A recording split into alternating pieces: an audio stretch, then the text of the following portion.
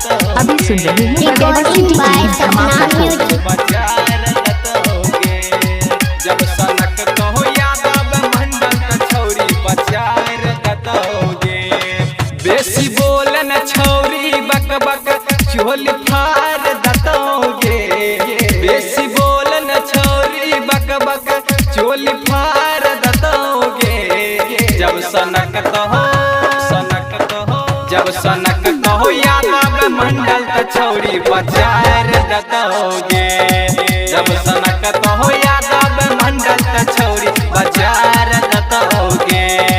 बेसी बोलन छौरी बक बक चोली फार दतोगे। जब सनक कहो यादव मंडल त छौरी बचार दतोगे। जब सनक कहो यादव मंडल त छौरी बचार दतोगे। बचार दतोगे।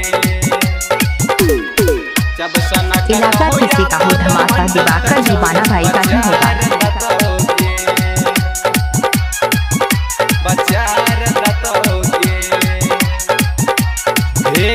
छिए दे हाथ छोरा पारी मुँह जोड़ गे। की कहे छियो छोड़ी बात सुने मोर गे। की कहे छियो छोड़ी बात सुने मोर गे। छिए दे हाथ छोरा पारी मुँह जोड़ गे।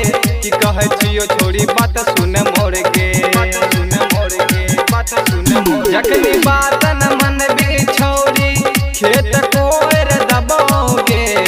जखनी बात न मन भी छोड़ी खेत कोर दबोगे। जब सनक तो सुखासन वाला त छौरी बचार दतोगे। जब सनक तो हो यादव मंडल त छौरी बचार दतोगे।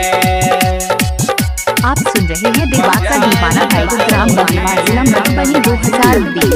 जब सनक तो हो यादव मंडल त छौरी बचार दतोगे।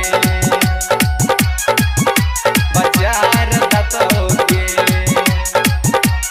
गे सच कहे छोड़ी तोरा से गौतम राज गे। ललन पप्पू के बात मन ले आज गे।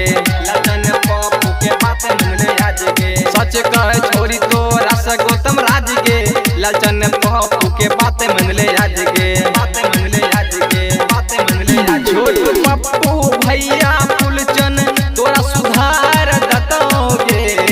छोटू पप्पू भैया फुलचन तोरा सुधार दतोगे।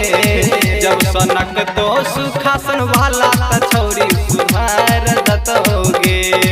जब सनक तो हो यादव मंडल त छौरी बचार दतोगे।